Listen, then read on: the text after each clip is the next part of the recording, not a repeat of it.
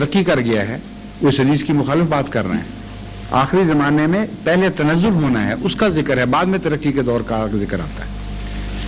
لا یبقى من الاسلام الا اسمہ ولا یبقى من القرآن الا رسمہ. قرآن کریم بھی کتابت کے لیے باقی رہ جائے گا صرف. اب جو آج کل آپ پڑھتے ہیں نا اخباروں میں فلاں زرعی رقم نے قرآن کریم اتنا خوبصورت لکھ دیا, چاندی سے لکھ دیا, سونے سے لکھ دیا, بکری پہ لکھ دیا, پتوں پہ لکھ دیا. قرآن کریم نے یہی, رسول اللہ صلی اللہ علیہ وسلم نے یہ پیشگوئی فرمائی تھی. کتنے سچے تھے ہمارے آقا.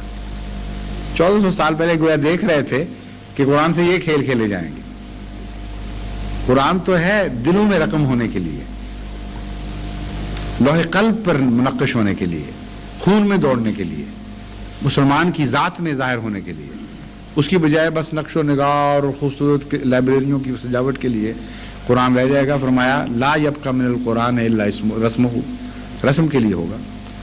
مساجدہم عامرۃ, یہ نہیں کہ لوگ جب فرمایا کہ لا یبقى من الاسلام الا اسمہ, اسلام کا نام رہ جائے گا, تو فرمایا یہ نہ سمجھنا کہ بظاہر عمل نہیں ہوگا. بظاہر عمل ہوگا, مسجدیں بھری ہوئی بھی دکھائی دیں گی تمہیں, وہ ہے عامرۃ من الہدیٰ, لیکن ہدایت سے خالی ہوں گی. خراب من الہدیٰ, یہ ہدایت سے خالی ہوں گی. کیسی عظیم پیشگوئی ہے. اس سے پتہ چلتا ہے کہ قطعی طور پر ایک سچی حدیث ہے, کیونکہ باتیں سچوں والی ہیں, ادائیں سچوں والی ہیں اس حدیث کی. یہ کہہ کر کہ اسلام نام کا رہ جائے گا, حضرت اقدس محمد مصطفیٰ صلی اللہ علیہ وسلم کا دماغ اس طرف گیا ہے کہ لوگ کہیں یہ نہ انتظار کرنے لگیں کہ جب تک اسلام کلیتاً عمل سے خالی ہو جائے اس وقت تک ہم نہ سمجھیں کہ اسلام برباد ہو گیا ہے.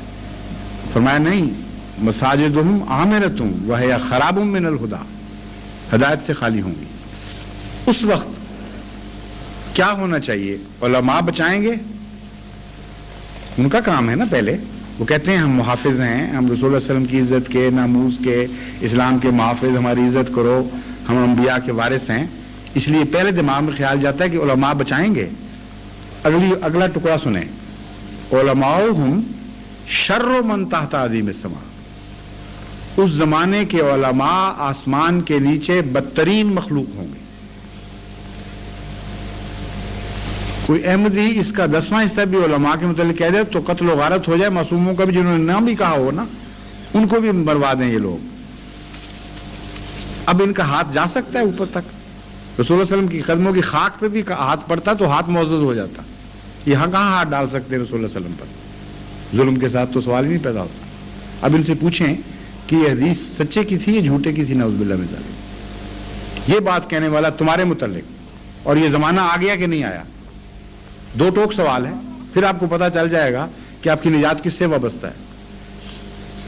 سیدھی بات ہے سمجھنے والی, یہ زمانہ آیا ہے کہ نہیں آیا؟ اگر نہیں آیا تو ابھی باقی رہ گئے ہیں خرابی کے دن. اس سے بھی بدتر حال میں تم لے جاؤ گے ہمیں, کیونکہ ان دنوں کو بدلنے کے لیے رسول اللہ صلی اللہ علیہ وسلم نے مسیح کی خبر دی ہے, تمہاری خبر نہیں دی. اس لیے یا تو یہ فیصلہ کرو دو ٹوک کہ ابھی اور ذلتیں اور رسوائیاں ہمارے مقدم میں لکھی ہوئی ہیں اور ہم علماء کی حیثیت سے کچھ بھی نہیں کر سکیں گے. ایک کوڑی کی بھی خدمت تمہاری نہیں کر سکتے, کیونکہ ہم نے تو سب سے بدتر ہو جانا ہے آگے جا کے, اور بھی گندے ہوتے چلے جائیں گے. بدتر ایک رات میں تو نہیں ہوا کرتے, 1400 سال لگے ہیں بدتر ہونے میں. آپ کا کیا خیال ہے جو آج بدتر نہیں ہوئے کل بدتر ہو جائیں گے؟ اس لیے زمانہ پہچانے, زمانہ گندا آ گیا ہے تو علماء ضرور گندے ہیں. حضرت محمد مصطفیٰ صلی اللہ علیہ وسلم لازماً سچے ہیں, یہ جھوٹے ہوں تو ہوں.